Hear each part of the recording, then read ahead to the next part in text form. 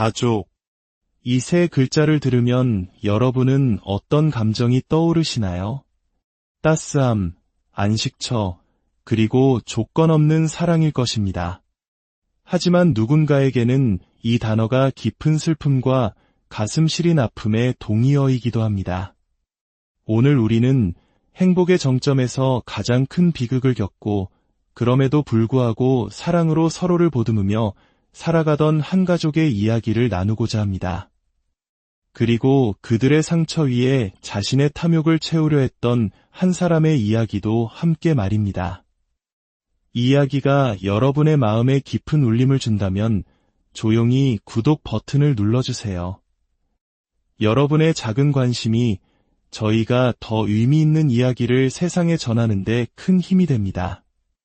더 많은 이들이 이 이야기를 통해 위로와 용기를 얻을 수 있도록 이 영상을 소중한 분들과 나눠주시는 것도 주님의 은총을 나누는 아름다운 방법이 될 것입니다.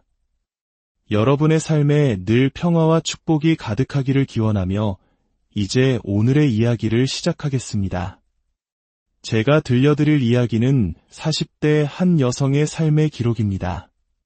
그녀에게 가족은 세상의 전부였고 그 무엇과도 바꿀 수 없는 행복의 원천이었습니다. 아버지는 성실한 직장인이셨고 어머니는 억척스럽게 시장에서 생선 장사를 하시며 자식들을 키우셨습니다. 고된 삶이었지만 집안에는 언제나 웃음꽃이 피어났습니다. 특히 그녀보다 2살 많은 쌍둥이 오빠들은 세상에서 가장 든든한 울타리였습니다. 어린 시절 부모님이 일터에 나가시면 두 오빠는 늘 동생 곁을 지켰습니다. 서로 자기가 만든 음식이 더 맛있다며 옥신각신하면서도 결국엔 동생의 입에 먼저 넣어주던 다정한 오빠들이었습니다. 영경아, 형이 만든 김치볶음밥이 맛있어. 아니면 내가 만든 계란말이가 더 맛있어? 솔직히 말해봐. 아니야, 내가 만든 김치볶음밥이 최고지. 안 그래? 그럴 때마다 누구의 편도 들 수 없어 곤란해하던 동생의 모습은 돌이켜보면 가장 행복했던 시절의 한 장면으로 남아있습니다. 숙제를 할 때면 을의 양옆에 바싹 붙어 앉아 서로 자기가 더 잘 가르친다며 티격태격하던 오빠들. 비록 쌍둥이였지만 작은 오빠는 깍듯하게 큰 오빠를 형이라 부르며 따랐습니다. 그 모습이 어찌나 보기 좋았던지요. 시간이 흘러 공부를 잘했던 작은 오빠는 서울의 명문대학에, 운동선수였으나 진로를 바꾼 큰 오빠는 수도권의 대학에 각각 진학했습니다.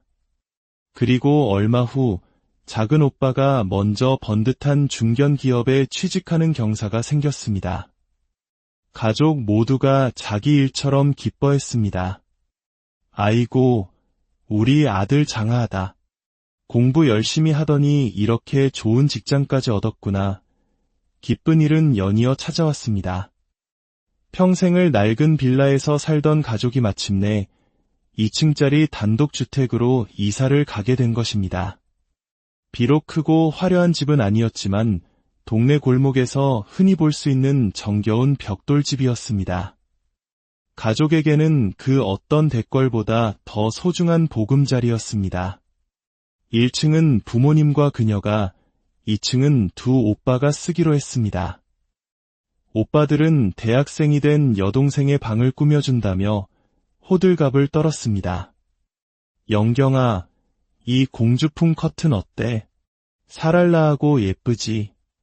형, 영경이가 아직도 어린애인 줄 알아? 대학생 방에는 이런 모던한 스타일이 어울리지. 봐봐, 훨씬 고급스럽잖아. 그녀는 그런 오빠들을 보며 차라리 서로의 방을 꾸며주자고 제안했고 오빠들은 박수까지 치며 좋아했습니다. 세 남매는 서로의 공간을 정성껏 꾸며주며 웃음 가득한 시간을 보냈습니다. 그저 이사했을 뿐인데 작은 변화가 가져다준 행복은 이토록이나 컸습니다. 새 집으로 이사한 지 1년쯤 되었을 때 작은 오빠는 출퇴근을 위해 할부로 차를 한 대 뽑았습니다. 그리고 취업 준비로 힘들어하던 큰오빠에게 제안했습니다. 형, 이번 여름휴가 때 나랑 전국 일주나 할까?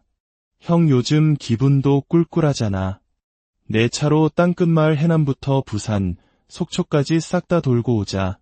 큰오빠도 좋은 생각이라며 흔쾌히 동의했고 두 형제는 그렇게 설레는 자동차 여행을 떠났습니다. 여행 내내 오빠들은 가족들에게 쉴 새 없이 연락을 해왔습니다.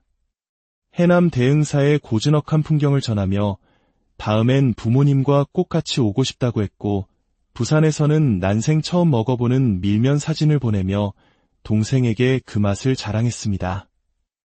속초 중앙시장의 활기찬 모습을 전하는 목소리에는 생기가 넘쳤습니다. 그들의 들뜬 목소리를 들으며 가족들은 멀리서나마 함께 여행하는 듯한 기쁨을 느꼈습니다. 그리고 여행 마지막 날 오빠들에게서 마지막 연락이 왔습니다. 엄마, 저희 지금 출발했어요.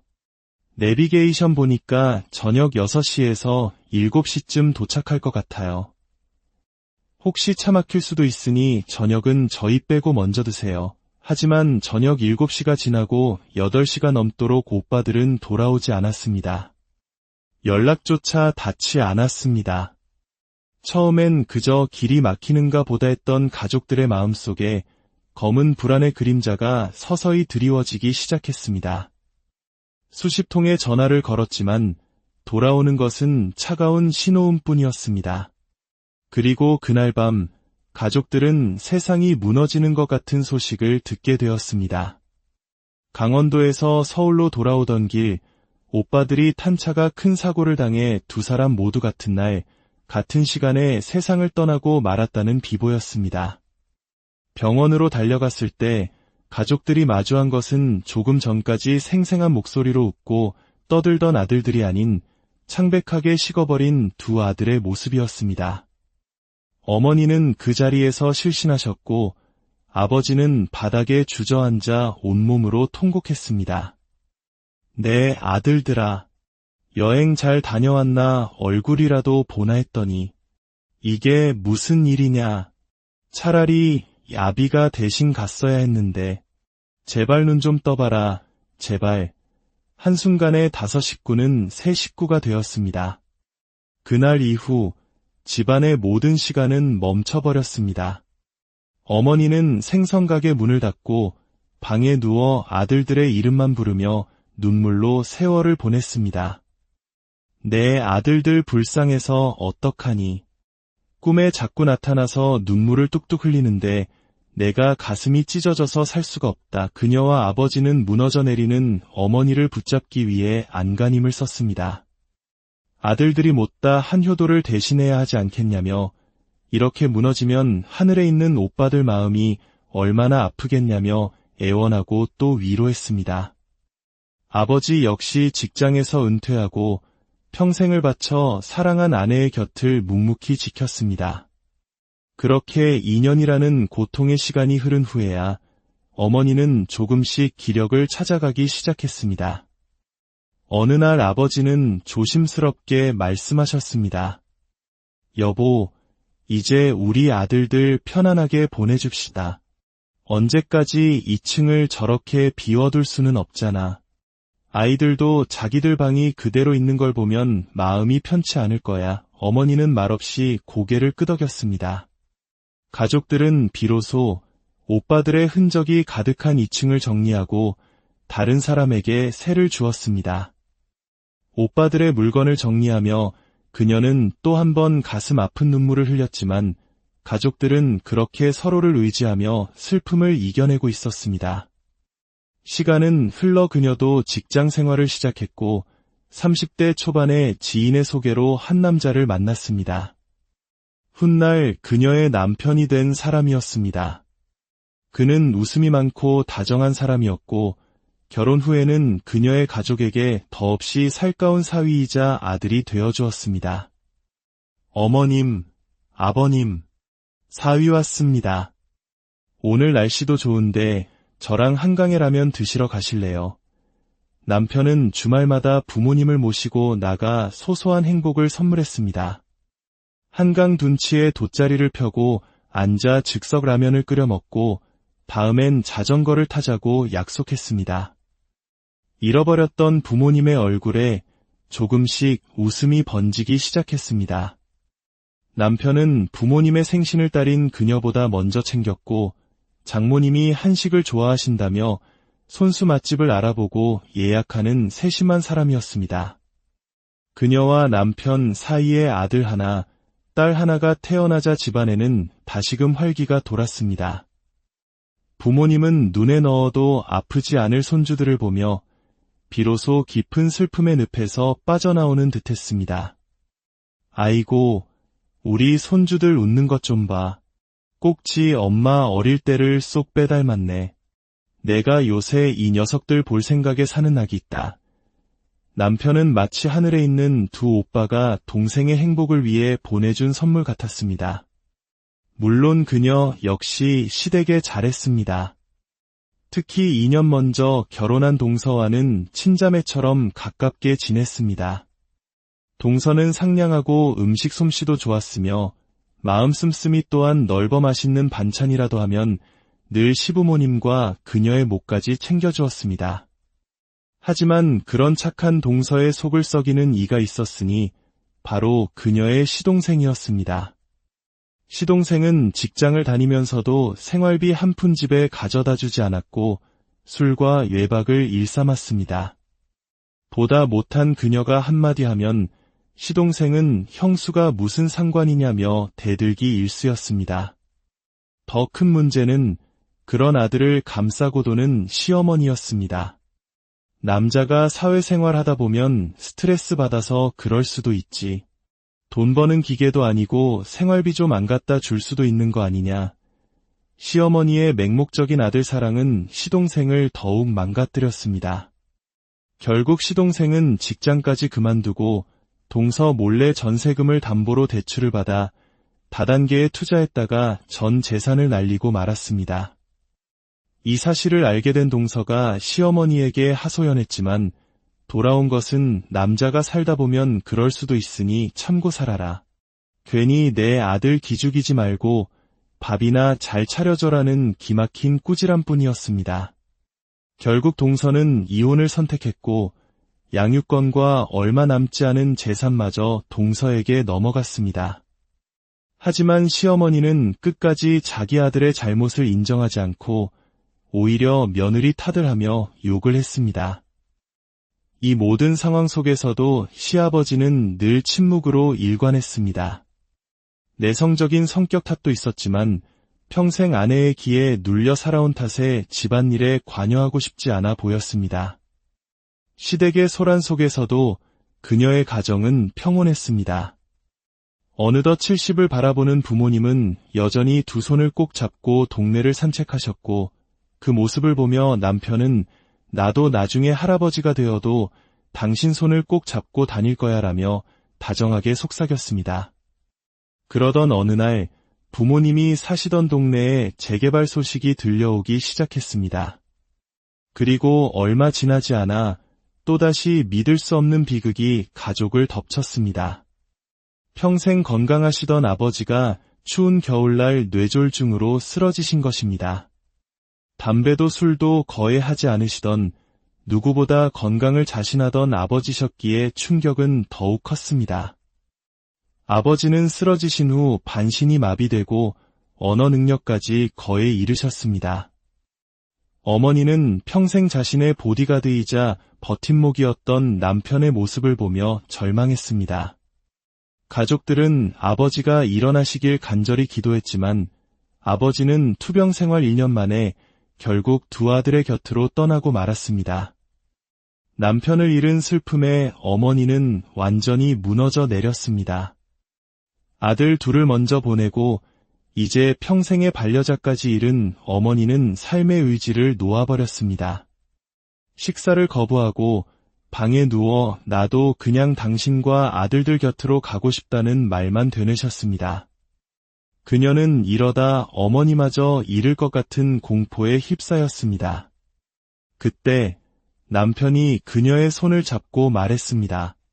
여보, 우리 장모님 모시고 살자. 혼자 두시면 더 안 좋은 생각만 하실 거야. 우리랑 아이들이랑 같이 지내시면 조금은 나아지시지 않을까? 그녀는 남편의 깊은 마음에 눈물을 쏟았습니다.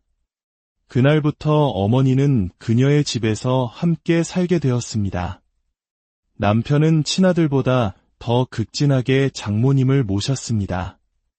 기운이 없어 보이는 날에는 손수 전복죽을 끓여드렸고 주말마다 경치 좋은 곳으로 모시고 다니며 어머니의 굳게 닫힌 마음의 문을 두드렸습니다. 어머님, 제가 끓인 죽인데 한 술만 떠보세요. 저랑 약속하셨잖아요. 앞으로 맛있는 거 많이 드시고 좋은 구경도 많이 하시기로요. 남편의 지극한 정성 덕분에 어머니는 점차 기력을 회복하고 웃음을 되찾기 시작했습니다.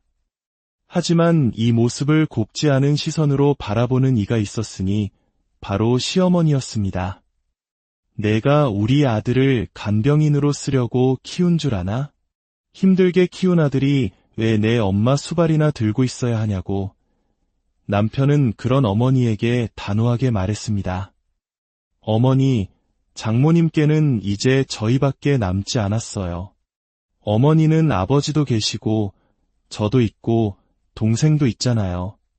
제발 그런 말씀 마세요. 시어머니의 시샘과 불평에도 불구하고 남편의 효심은 변치 않았습니다.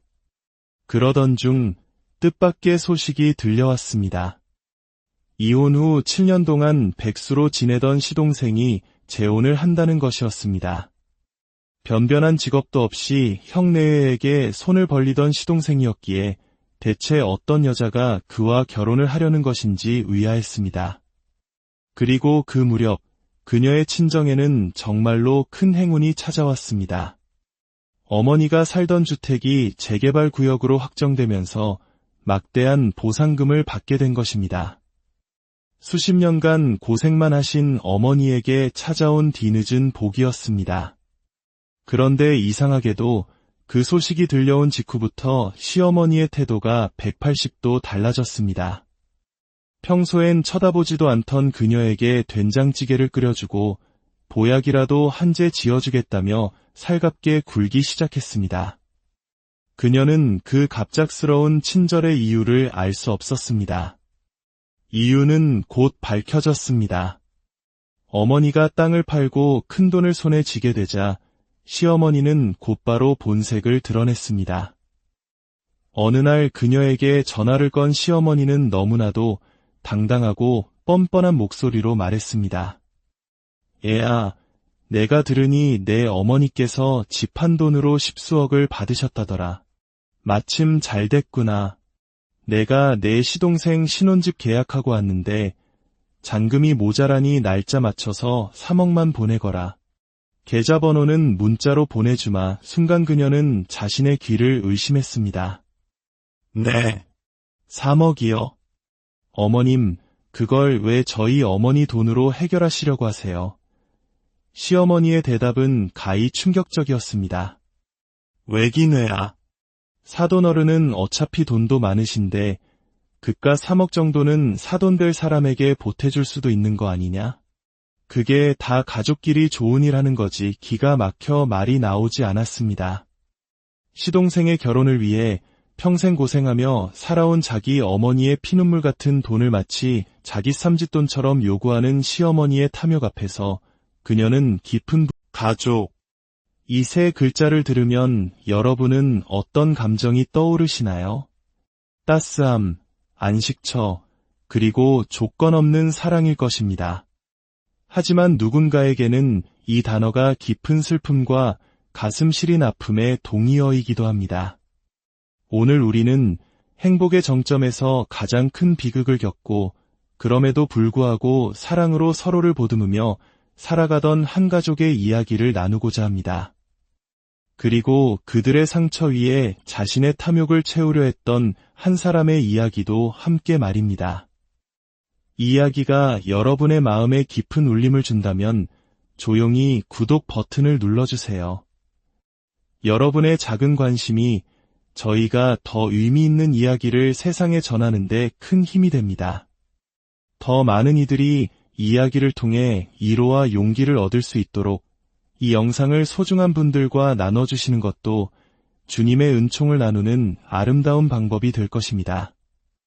여러분의 삶에 늘 평화와 축복이 가득하기를 기원하며 이제 오늘의 이야기를 시작하겠습니다.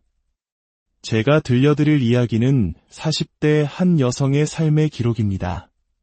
그녀에게 가족은 세상의 전부였고 그 무엇과도 바꿀 수 없는 행복의 원천이었습니다.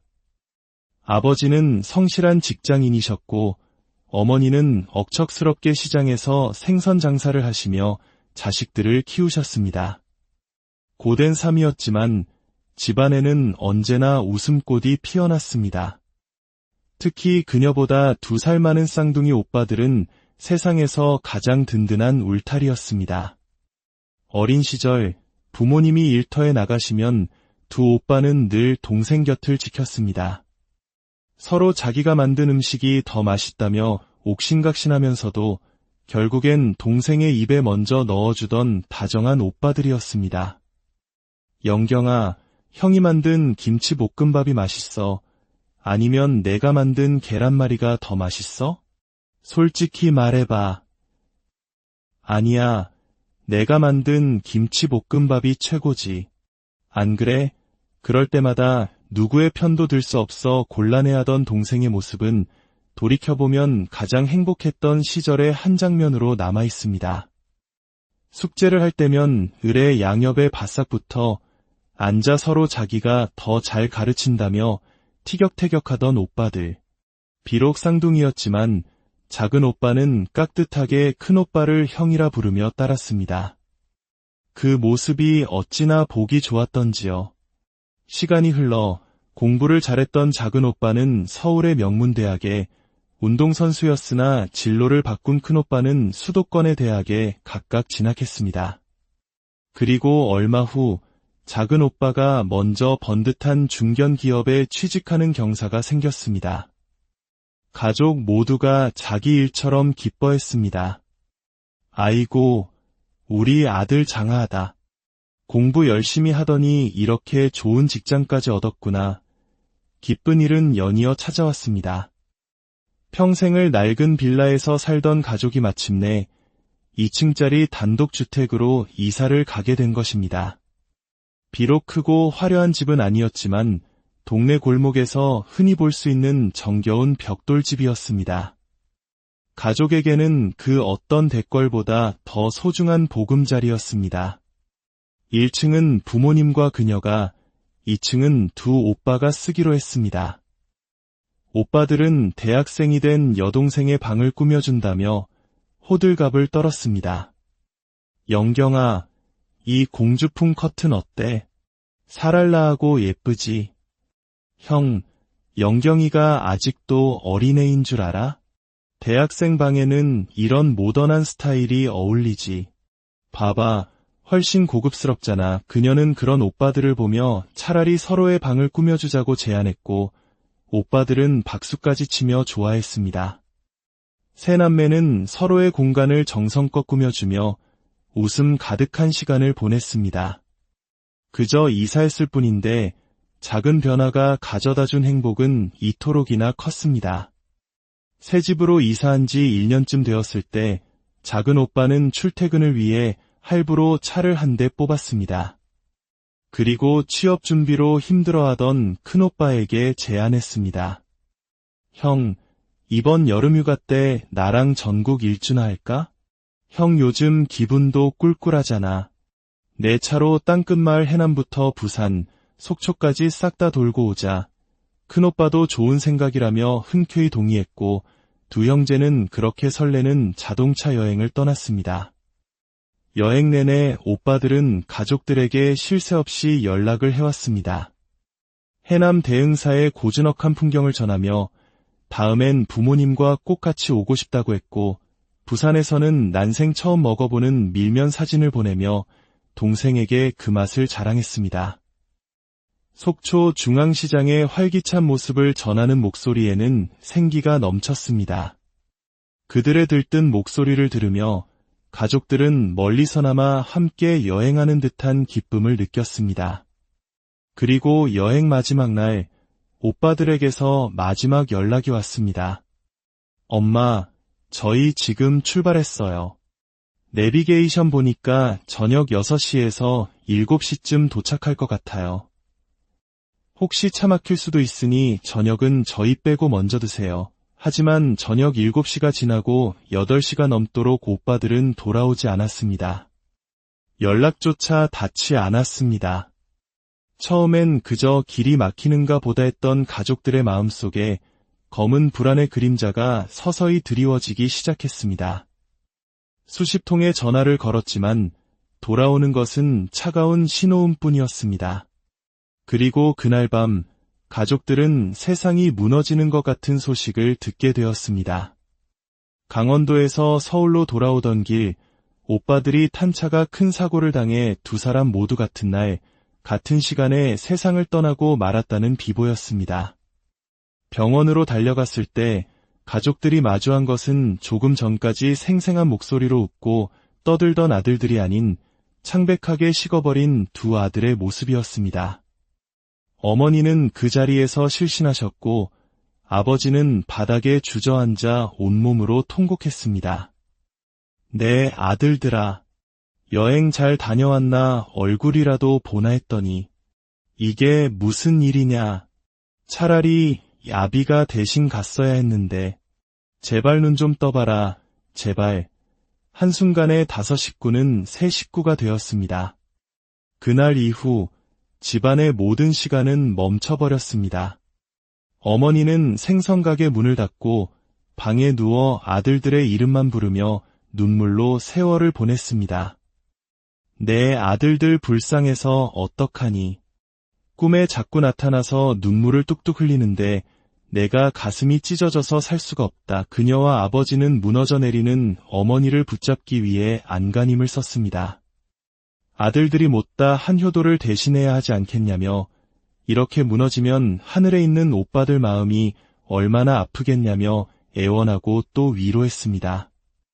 아버지 역시 직장에서 은퇴하고 평생을 바쳐 사랑한 아내의 곁을 묵묵히 지켰습니다.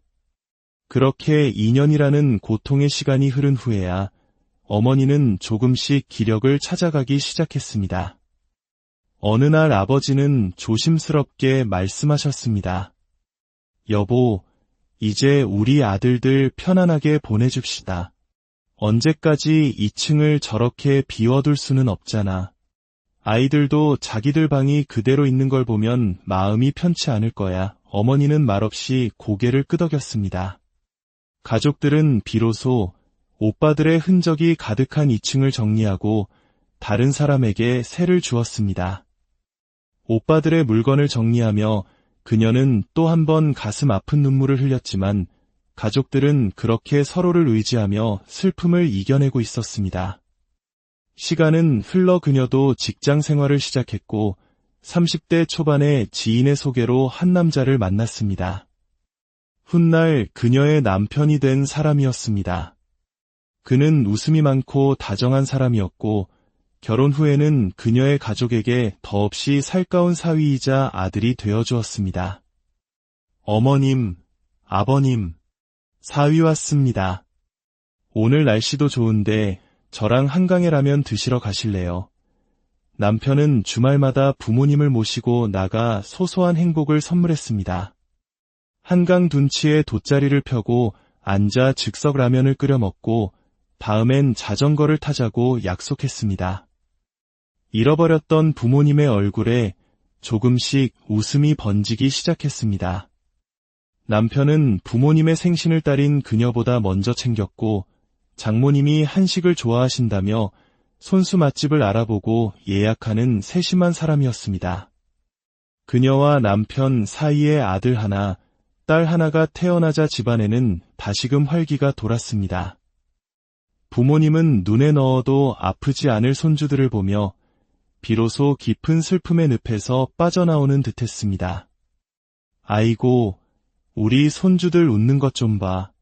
꼭지 엄마 어릴 때를 쏙 빼닮았네. 내가 요새 이 녀석들 볼 생각에 사는 낙이 있다. 남편은 마치 하늘에 있는 두 오빠가 동생의 행복을 위해 보내준 선물 같았습니다. 물론 그녀 역시 시댁에 잘했습니다. 특히 2년 먼저 결혼한 동서와는 친자매처럼 가깝게 지냈습니다. 동서는 상냥하고 음식 솜씨도 좋았으며 마음 씀씀이 또한 넓어 맛있는 반찬이라도 하면 늘 시부모님과 그녀의 목까지 챙겨주었습니다. 하지만 그런 착한 동서의 속을 썩이는 이가 있었으니 바로 그녀의 시동생이었습니다. 시동생은 직장을 다니면서도 생활비 한 푼 집에 가져다 주지 않았고 술과 외박을 일삼았습니다. 보다 못한 그녀가 한마디 하면 시동생은 형수가 무슨 상관이냐며 대들기 일쑤였습니다. 더 큰 문제는 그런 아들을 감싸고 도는 시어머니였습니다. 남자가 사회생활 하다 보면 스트레스 받아서 그럴 수도 있지. 돈 버는 기계도 아니고 생활비 좀 안 갖다 줄 수도 있는 거 아니냐. 시어머니의 맹목적인 아들 사랑은 시동생을 더욱 망가뜨렸습니다. 결국 시동생은 직장까지 그만두고 동서 몰래 전세금을 담보로 대출을 받아 다단계에 투자했다가 전 재산을 날리고 말았습니다. 이 사실을 알게 된 동서가 시어머니에게 하소연했지만 돌아온 것은 남자가 살다 보면 그럴 수도 있으니 참고 살아라. 괜히 내 아들 기죽이지 말고 밥이나 잘 차려줘라는 기막힌 꾸지람뿐이었습니다. 결국 동서는 이혼을 선택했고 양육권과 얼마 남지 않은 재산마저 동서에게 넘어갔습니다. 하지만 시어머니는 끝까지 자기 아들의 잘못을 인정하지 않고 오히려 며느리 탓을 하며 욕을 했습니다. 이 모든 상황 속에서도 시아버지는 늘 침묵으로 일관했습니다. 내성적인 성격 탓도 있었지만 평생 아내의 기에 눌려 살아온 탓에 집안일에 관여하고 싶지 않아 보였습니다. 시댁의 소란 속에서도 그녀의 가정은 평온했습니다. 어느덧 70을 바라보는 부모님은 여전히 두 손을 꼭 잡고 동네를 산책하셨고 그 모습을 보며 남편은 나도 나중에 할아버지가 되어도 당신 손을 꼭 잡고 다닐 거야 라며 다정하게 속삭였습니다. 그러던 어느 날 부모님이 사시던 동네에 재개발 소식이 들려오기 시작했습니다.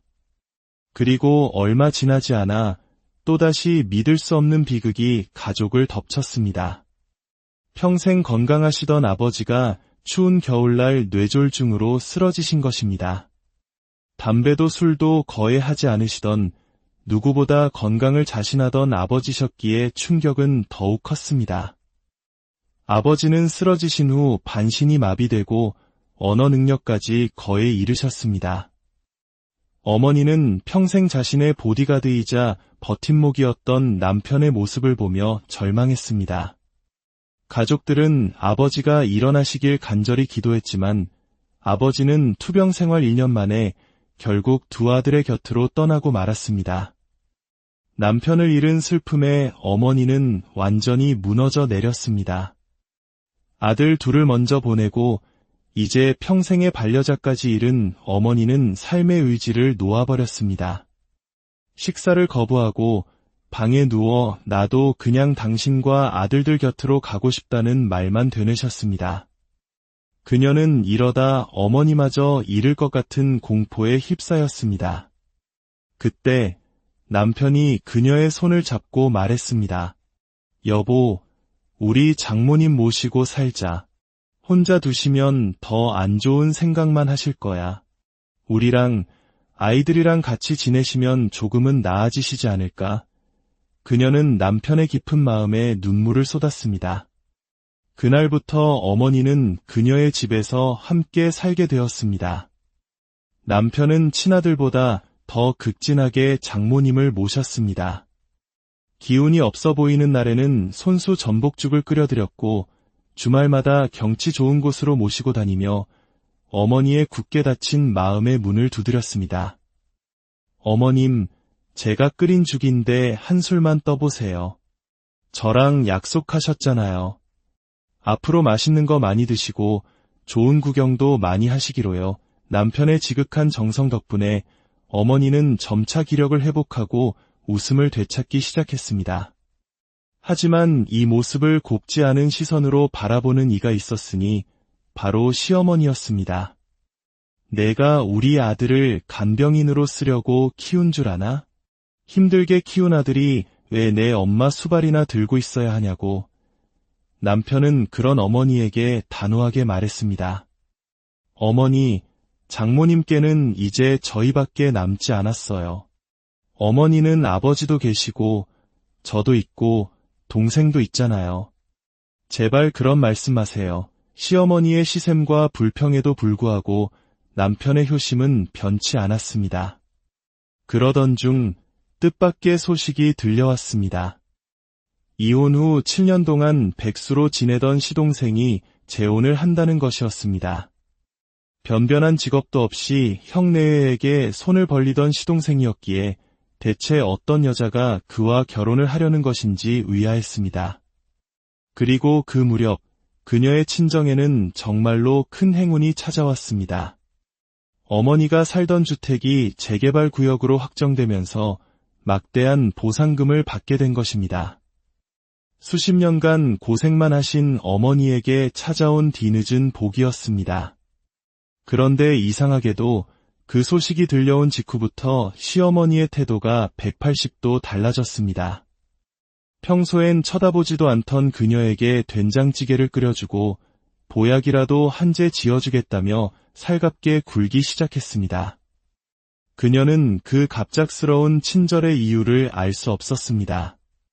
이유는 곧 밝혀졌습니다.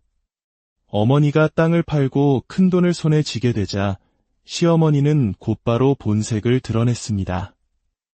어느 날 그녀에게 전화를 건 시어머니는 너무나도 당당하고 뻔뻔한 목소리로 말했습니다.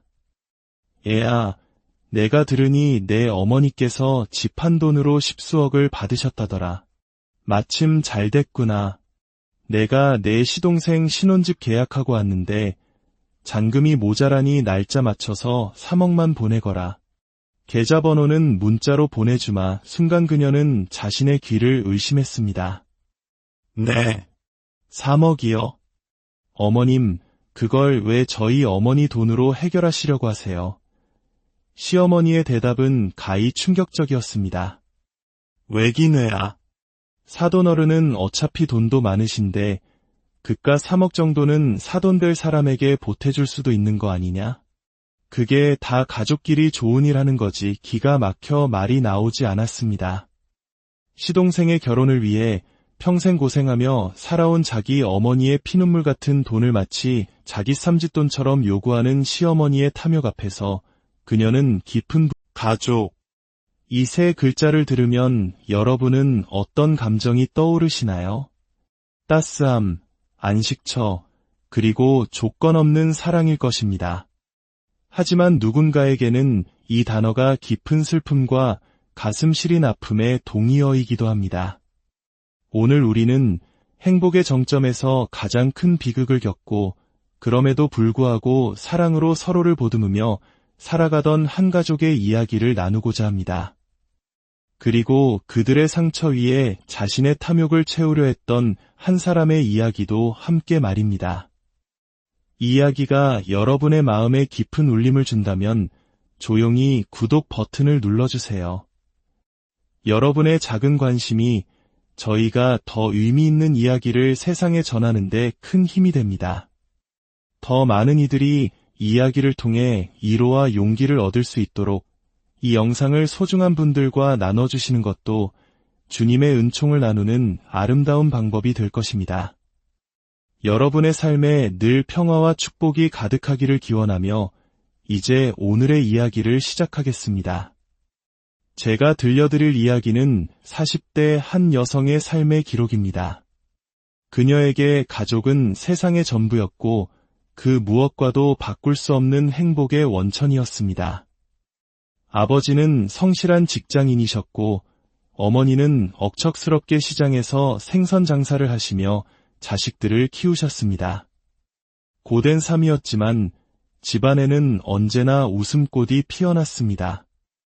특히 그녀보다 2살 많은 쌍둥이 오빠들은 세상에서 가장 든든한 울타리였습니다.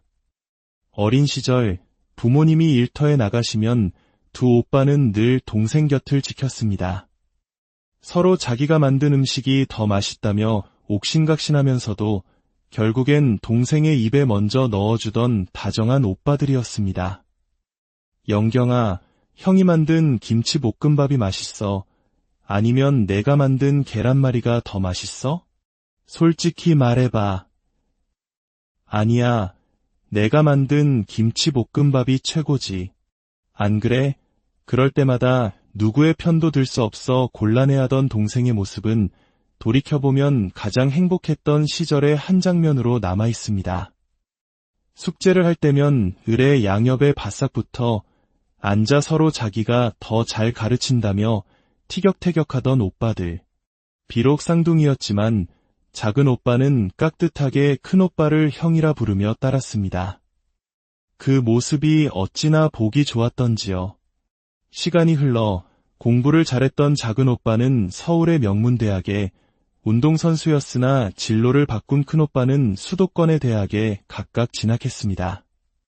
그리고 얼마 후 작은 오빠가 먼저 번듯한 중견기업에 취직하는 경사가 생겼습니다. 가족 모두가 자기 일처럼 기뻐했습니다. 아이고, 우리 아들 장하하다. 공부 열심히 하더니 이렇게 좋은 직장까지 얻었구나. 기쁜 일은 연이어 찾아왔습니다. 평생을 낡은 빌라에서 살던 가족이 마침내 2층짜리 단독주택으로 이사를 가게 된 것입니다. 비록 크고 화려한 집은 아니었지만 동네 골목에서 흔히 볼 수 있는 정겨운 벽돌집이었습니다. 가족에게는 그 어떤 대궐보다 더 소중한 보금자리였습니다. 1층은 부모님과 그녀가, 2층은 두 오빠가 쓰기로 했습니다. 오빠들은 대학생이 된 여동생의 방을 꾸며준다며 호들갑을 떨었습니다. 영경아, 이 공주풍 커튼 어때? 사랄라하고 예쁘지? 형, 영경이가 아직도 어린애인 줄 알아?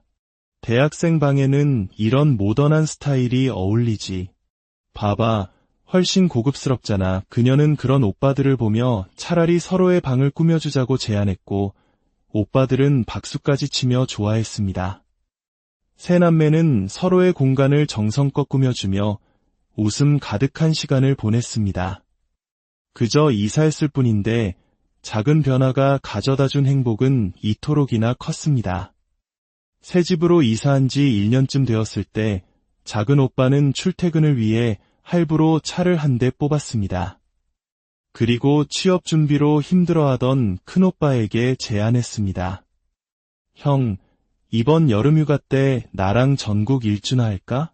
형 요즘 기분도 꿀꿀하잖아.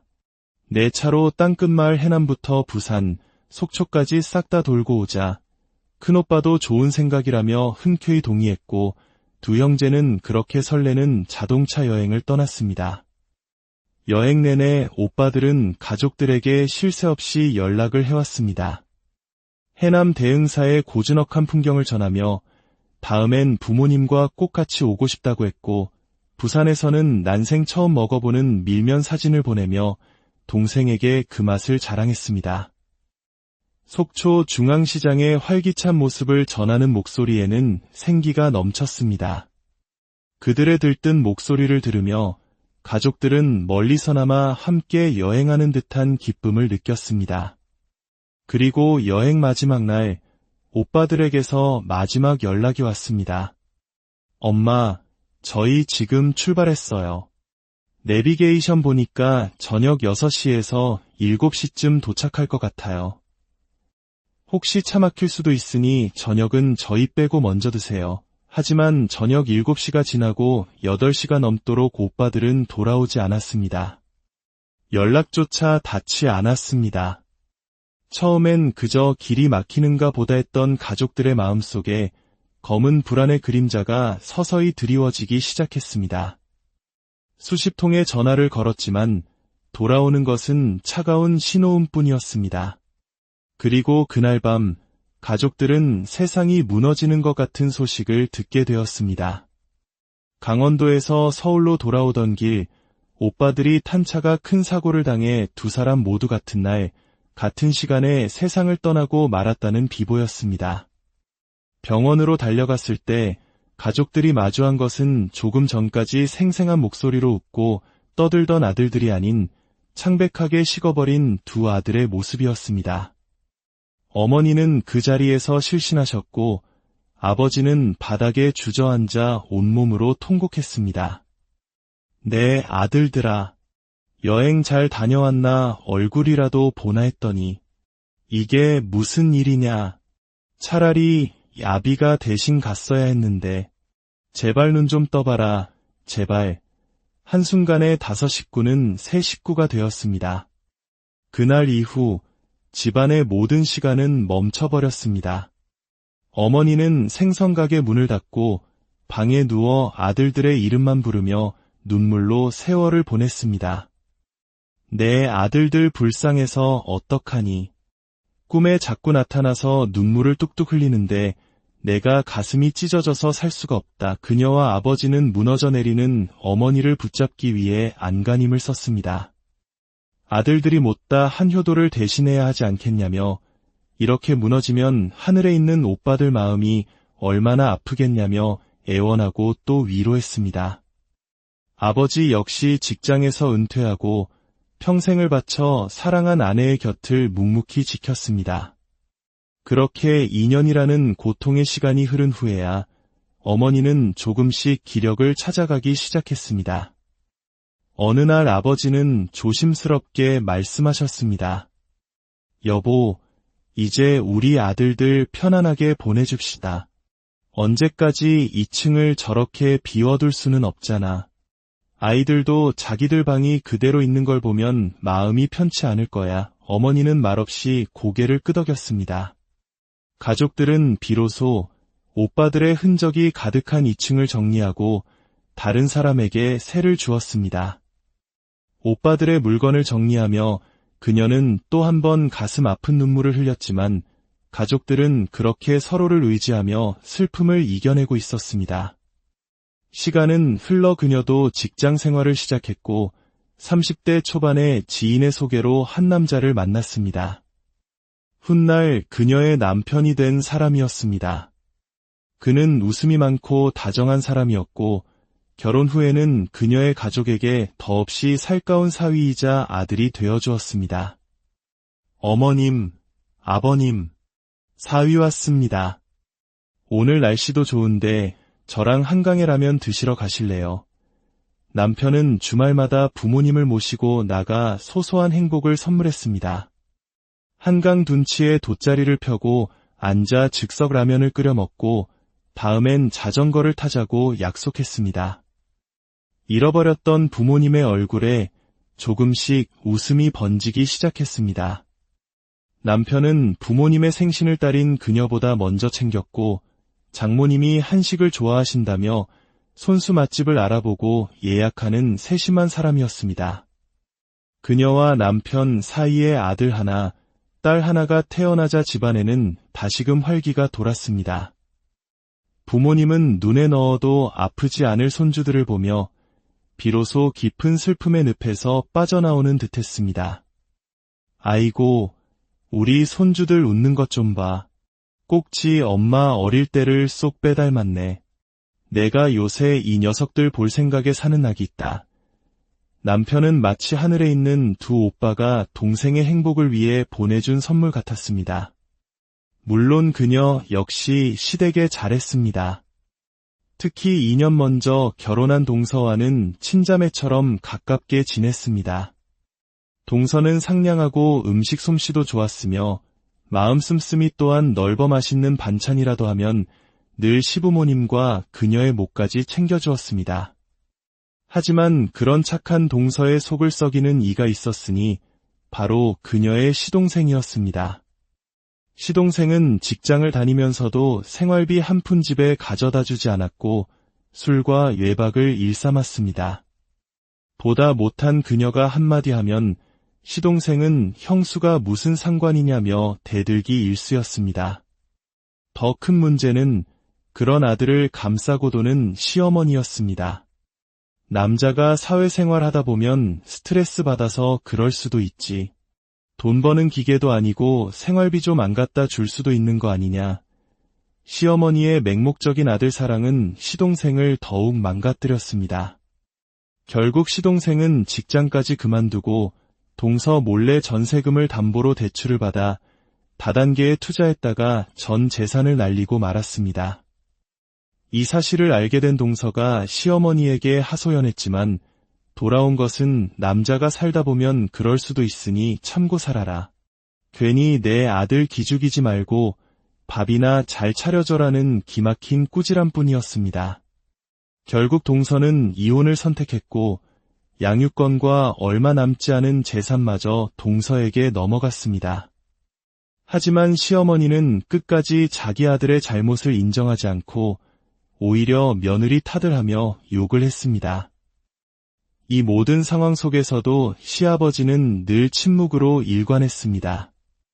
내성적인 성격 탓도 있었지만 평생 아내의 기에 눌려 살아온 탓에 집안일에 관여하고 싶지 않아 보였습니다.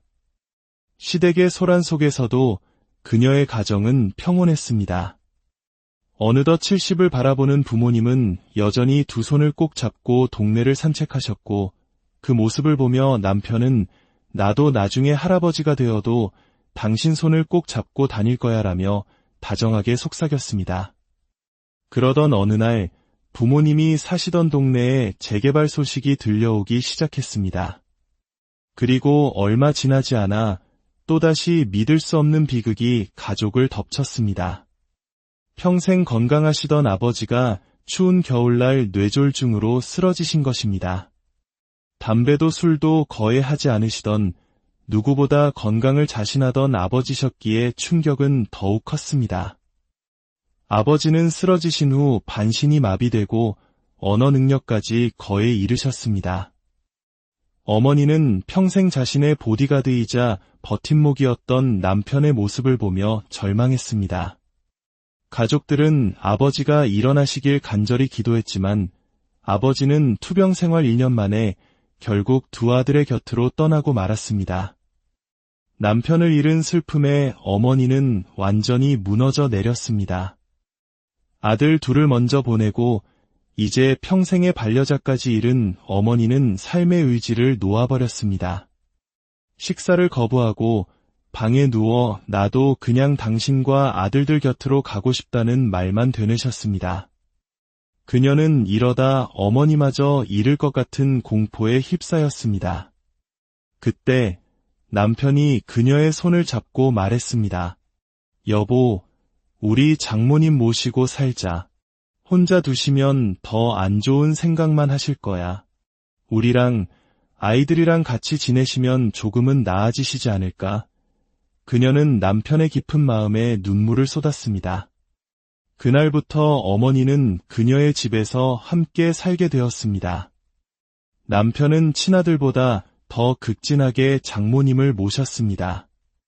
기운이 없어 보이는 날에는 손수 전복죽을 끓여드렸고 주말마다 경치 좋은 곳으로 모시고 다니며 어머니의 굳게 닫힌 마음의 문을 두드렸습니다.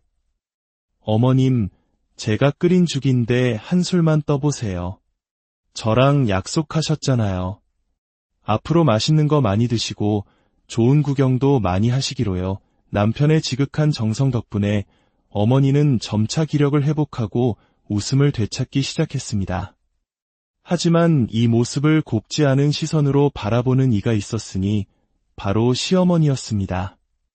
내가 우리 아들을 간병인으로 쓰려고 키운 줄 아나? 힘들게 키운 아들이 왜 내 엄마 수발이나 들고 있어야 하냐고. 남편은 그런 어머니에게 단호하게 말했습니다. 어머니, 장모님께는 이제 저희밖에 남지 않았어요. 어머니는 아버지도 계시고 저도 있고 동생도 있잖아요. 제발 그런 말씀 마세요. 시어머니의 시샘과 불평에도 불구하고 남편의 효심은 변치 않았습니다. 그러던 중 뜻밖의 소식이 들려왔습니다. 이혼 후 7년 동안 백수로 지내던 시동생이 재혼을 한다는 것이었습니다. 변변한 직업도 없이 형네에게 손을 벌리던 시동생이었기에 대체 어떤 여자가 그와 결혼을 하려는 것인지 의아했습니다. 그리고 그 무렵 그녀의 친정에는 정말로 큰 행운이 찾아왔습니다. 어머니가 살던 주택이 재개발 구역으로 확정되면서 막대한 보상금을 받게 된 것입니다. 수십 년간 고생만 하신 어머니에게 찾아온 뒤늦은 복이었습니다. 그런데 이상하게도 그 소식이 들려온 직후부터 시어머니의 태도가 180도 달라졌습니다. 평소엔 쳐다보지도 않던 그녀에게 된장찌개를 끓여주고 보약이라도 한 제 지어주겠다며 살갑게 굴기 시작했습니다. 그녀는 그 갑작스러운 친절의 이유를 알 수 없었습니다. 이유는 곧 밝혀졌습니다. 어머니가 땅을 팔고 큰돈을 손에 쥐게 되자 시어머니는 곧바로 본색을 드러냈습니다. 어느 날 그녀에게 전화를 건 시어머니는 너무나도 당당하고 뻔뻔한 목소리로 말했습니다. 애야, 내가 들으니 내 어머니께서 집 한 돈으로 10수억을 받으셨다더라. 마침 잘 됐구나.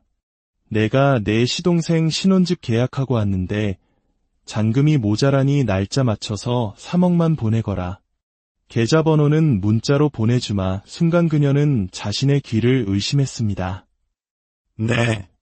3억이요? 어머님, 그걸 왜 저희 어머니 돈으로 해결하시려고 하세요? 시어머니의 대답은 가히 충격적이었습니다. 왜긴 왜야? 사돈어른은 어차피 돈도 많으신데 그깟 3억 정도는 사돈 될 사람에게 보태줄 수도 있는 거 아니냐? 그게 다 가족끼리 좋은 일 하는 거지. 기가 막혀 말이 나오지 않았습니다.